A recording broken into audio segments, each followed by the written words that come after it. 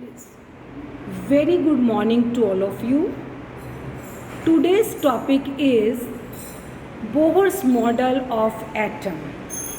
It is given by Neil Bohr in 1930. It is applicable first of all to hydrogen and hydrogen-like particles. What do you mean by hydrogen-like particles? Particles having one electron.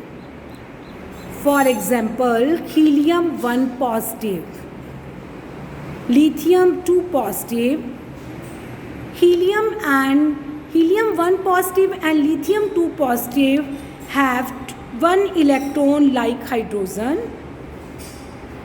According to this model, in the center of atom there is a positive charge sphere that is called nucleus as shown in diagram.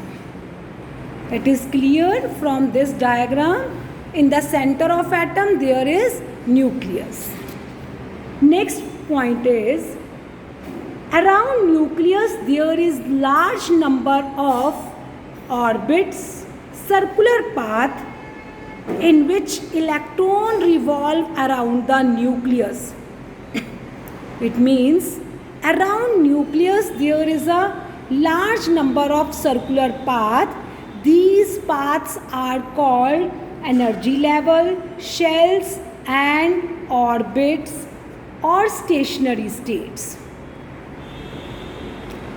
Energy shells, energy level, or it may be called stationary states, are represented by KLMN.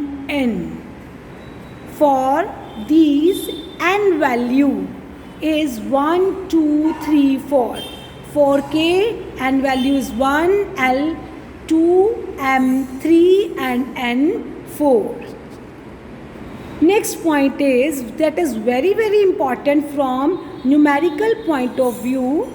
Energy of each shell can be calculated by using this formula, that is minus 2 pi square m e की power 4 upon n square h square. All of you know pi is constant, m is the mass, e is the electron charge and n is the shell number, h is the Planck constant.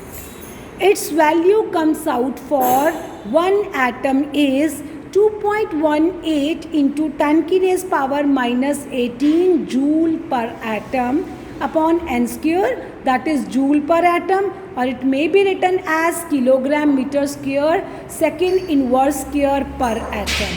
I hope from this we can calculate the energy of each shell. When we want to calculate energy of one shell, then we put value of n is 1. So by putting value of n is 1, we get the energy of first shell. If we use n value 2, then we get the energy of second shell and third shell. By putting n value, we can calculate energy of K, L, M, N and so on. If we want to calculate energy of 1 mole atoms, then we multiply this value with Avogadro number and its value comes out to be minus 1312 kilojoule per mole upon n square. So this is the energy of shell in kilojoule per mole.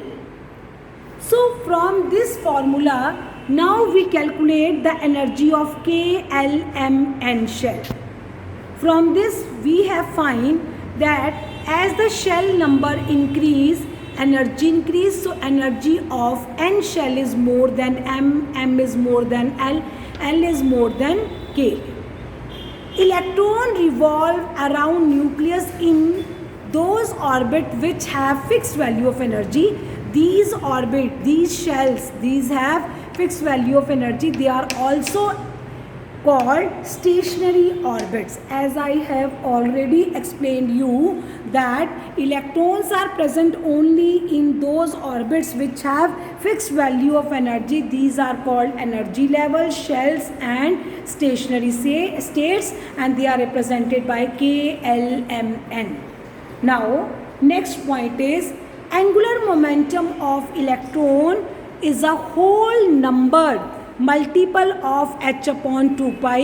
H is also constant, that is Planck constant. 2 is a fixed value and pi is also constant value.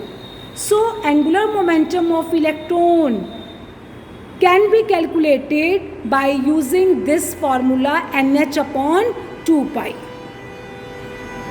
As the energy of electron is fixed, it means angular momentum of electron that present in a particular shell is also having fixed value. The most important property of electron is its energy of its stationary state, that can be calculated En minus RH upon 1 upon n square. Here RH we use this value, that is 2.18 into 10 ki minus 18 upon n square. This is your RH value. So this is your Rydberg constant for hydrogen, that is 2.18 into 10 ki minus 18 joule. When extra energy is supplied to electron as shown in diagram, this is electron ground state, stationary state where it is present. But when we supply extra energy to electron, its energy increases and it jumps from low energy state to any high energy state according to absorption of energy, which amount of energy it absorbs. So it may jump from here to here, here to here, here, and this is its excited state. As we all know that excited state, it is unstable state. So electron always want to exist in low energy state. So this is unstable state. Again, after losing energy, it come back to its ground state.